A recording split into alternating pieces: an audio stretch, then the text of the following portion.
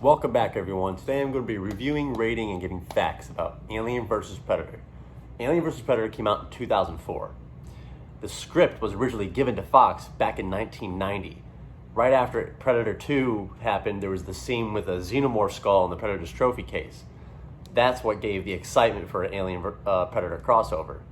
But the CEO that bought the script ended up leaving that same year. So then it just sat there for frickin' 12 years.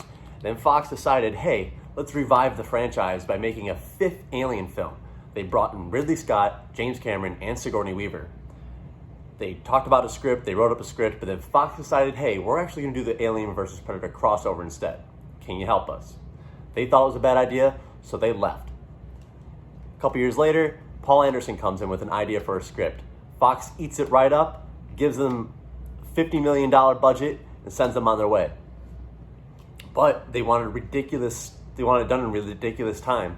They only gave them 2.5 months to film, and they gave them 4 months of post-production, which is why you'll notice if you watch the film, there's a lot of choppy inconsistencies. The cast choosing was actually, I think, bad besides like two people, Tommy Flanagan, which he didn't really have a big part, and of course Lance Henriksen, reprising a role in a Alien franchise. But I like the movie. It's not that bad. And I'm going to use a various amount of scenes and explain things. And this is actually the unrated version that I'm going to be talking about. I'm going to give you, then Paul Anderson came around in the early 2000s pitching a whole new different script. And Fox ate it right up and sent him on his way with a $50 million budget, but with ridiculous expectations. They wanted the film to be filmed in 2.5 months with only 4 months of post-production, which is unheard of, extremely unheard of. That, and they wanted it to be PG-13. That means only one swear word and very little blood. I mean, there's plenty of alien blood, but it doesn't count. And if you notice in the film, the original version, there's pretty much no blood. And in the unrated version, there's more blood, but you can definitely tell it's very bad CGI. It's pretty bad because all they did was edit it for the unrated film. Either that or they never re-rendered it for the release. The film's really not that bad. I enjoy it. I don't love it, but I enjoy it. And let's get through it right now, starting with the alternate opening in the unrated version.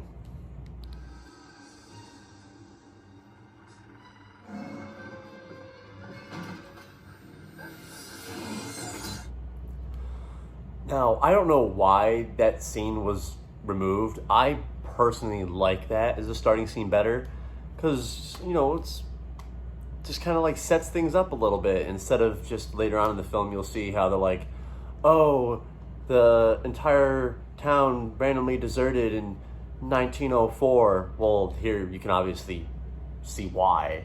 I mean, I think it's better. They probably removed it to meet time crunch, or I don't know, maybe not to make the same mistake that they made with Predator 2. A lot of people with Predator 2, they complained that, the Predator showed up too soon, but I mean, whatever. It's like a short scene. Obviously, I edited it because it was a little bit, it's probably like a minute and 30-second scene, maybe, if that, but I like that scene a lot better.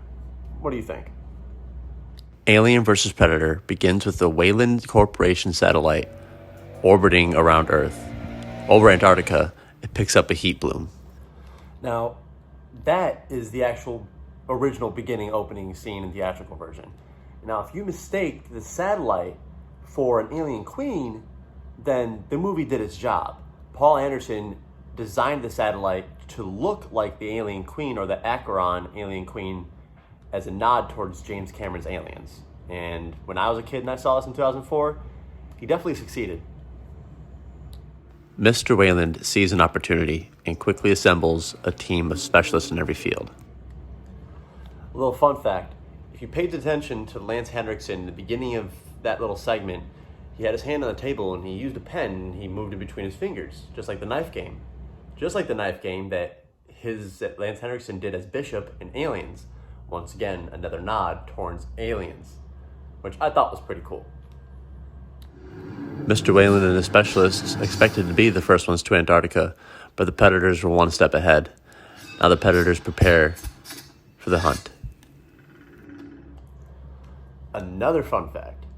At the beginning of that segment, when the data off the computer is reflecting off of the predator mask, that's a nod toward Ridley Scott's Alien.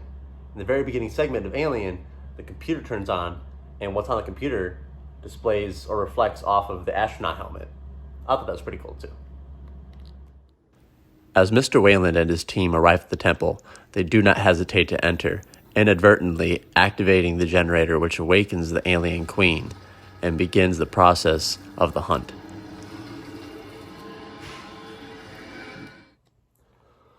Two facts. At the beginning of the sequence, when the dig team is walking up to the entrance of the temple with their flashlights and surveying the place, is another nod towards the original Alien when the crew of the Nostromo was walking up to the derelict ship, shining their flashlights around. This guy likes to put a lot of nods towards the past Alien films. It's nice, but unnecessary. Second fact, the animatronic queen in this movie is the most expensive prop, and it was huge. At that time, it was the most advanced animatronic piece of equipment at that time in film. It had twice as many parts as the T-Rex in Jurassic Park.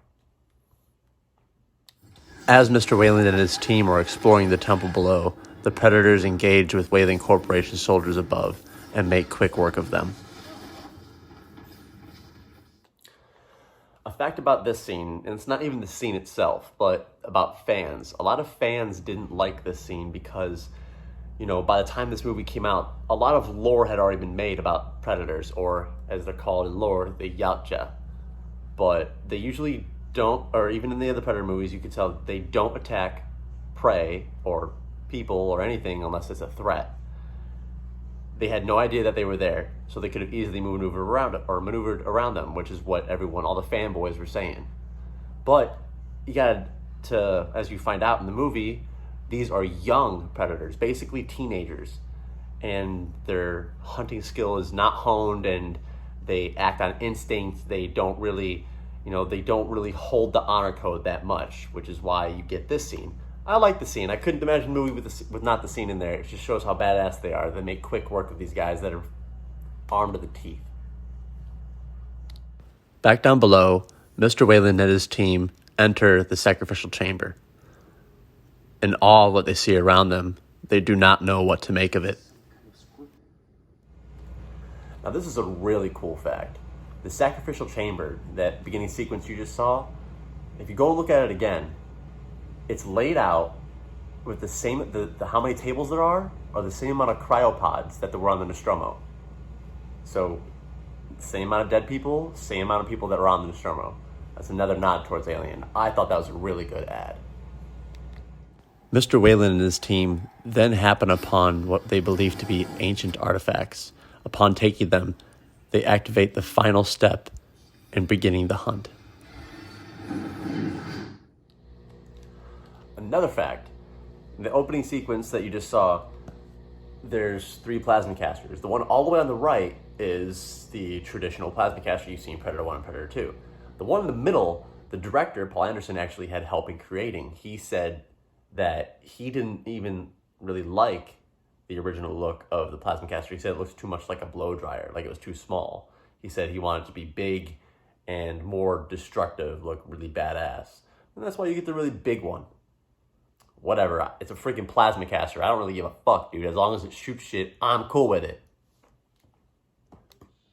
The young predators happen upon the sarcophagus that once held their weapons, realize that the humans had taken them, and they must retrieve them. Okay, now that scene was removed because of continuity error. Earlier in the film, when they take the weapons, it alerts the predators that they've been taken. So they thought, why the hell would the predators go to where the weapons were when they already knew they were gone? I mean, I get it, but I want to see more Predator. I want to see more Alien. I really don't care what they're doing. Oh well, they removed it. The young predators make contact with Mr. Whalen and his team and make quick work of them. No sooner do they come in contact with the alien, initiating the first battle between predator and prey. As you could tell from that scene, the alien, once again, has the smooth head. Paul Anderson decided that he wanted to use the smooth-headed alien because Geiger's original design was his favorite, and I would have to agree. As the alien and the predator battle it out, Wayland and the survivors try to make a run for it, only to be stopped by the youngest of the predators. Now this scene, or the end of that scene, is the perfect example of them editing it for the unrated version of the film. How the blood drips down his cheek, and you could tell it's very crappy CGI and it looks really fake. In the original theatrical release, all it does is show Wayland's body laying there, lifeless. There was no blood. And that's because it would have ended up being rated R. Yes, even for that little drop of blood. Because too much blood, higher rating. So they ended up taking that out, something as silly as that, and then adding it to the unrated version to please the fans. Could have at least made it look real. As the temple reconfigures around Alexa and Sebastian again, they make one final escape attempt to separate themselves from the young predator. A little fact about that Predator shuriken. In Predator 2, the Predator had a smart disc. He threw it, and it just literally went towards its prey. Like, in the games, you can control it. It's like a heat-seeking missile. Paul Anderson didn't like the smart disc because he said it looked like a frisbee. So he helped in redesigning it and make it look like a shuriken or throwing star, which the Predators themselves, their armor and their code are all based off of the samurai. So he thought that was a better fit. A lot of people, a lot of fanboys didn't like that. I think it's a cool ad, but can't please everybody. Alexa confronts the predator in an attempt to bargain with it, only to be attacked by an alien. Inadvertently killing it, this proves to the predator that she's more than just a human, that she's a warrior. A fact about the end of that sequence. The end of that sequence is a deleted scene. It's in the unrated version of the film, but they took it out because the scene is called Predator Humor. And when he stabs the head and the inner jaw comes out and it scares her, he's playing a trick on her. But how would you know that? Like what was the purpose? How would you know that he was playing a joke, being funny? So that's why they removed it. The alien queen breaks free from her restraints. The young predator activates his self-destruct, knowing that they cannot reach the surface. Alexa and the young predator work together to get out in time and avoid the explosion. A little fact you might already know, when Alexa Woods is about to shoot the alien and she says, "You're a one ugly mother," and then before she can finish, the alien screeches and then she shoots. The reason why she couldn't or didn't finish is because she couldn't. Earlier in the film, they already used their one swear word. Once again, a horrible reason for it to be PG. I mean, swear words don't make a movie, but I mean, they do, set the tone and give it an actual effect, But, it's a reference to Predator 1 and Predator 2 when Arnold Schwarzenegger and Danny Glover called the alien, or the Predator, ugly motherfucker. The young predator unmasks himself to Alexa as a sign of trust, respect, and honor, and he gives her a mark of his tribe, only to be interrupted by the alien queen, thus beginning the final part of the hunt. If you've seen the movie, you know how it ends. So drop a comment in the box how you liked the review, how you liked the facts. If you haven't seen the movie, go watch it. I suggest the unrated version because the unrated version to me is just a little bit better. It has 2 minutes of extra footage, but I just like it better. Go watch it. Come back to this review. Drop in the comments if you liked it, if you liked the review, and if you liked the facts. But here's another fact. The ending. The ending was originally supposed to do 2 different things.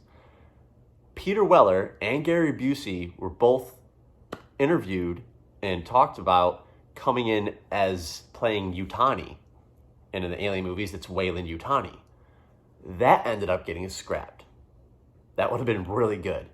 Another thing that was in the original script was Paul Anderson talked to Arnold Schwarzenegger, and he agreed to come back at the end for a cameo as Dutch.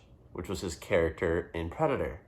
But the only factor was that if he did not get reelected as governor, which he got reelected as governor. You know, it would have been really cool to see him come back as Dutch, which, as a matter of fact, the Predator game, Hunting Grounds, he actually comes back and he voices and models an older Dutch for the game. So if you're really into Predator, that game's pretty cool. I'll probably do a game review on that. But I liked this movie. It wasn't that bad.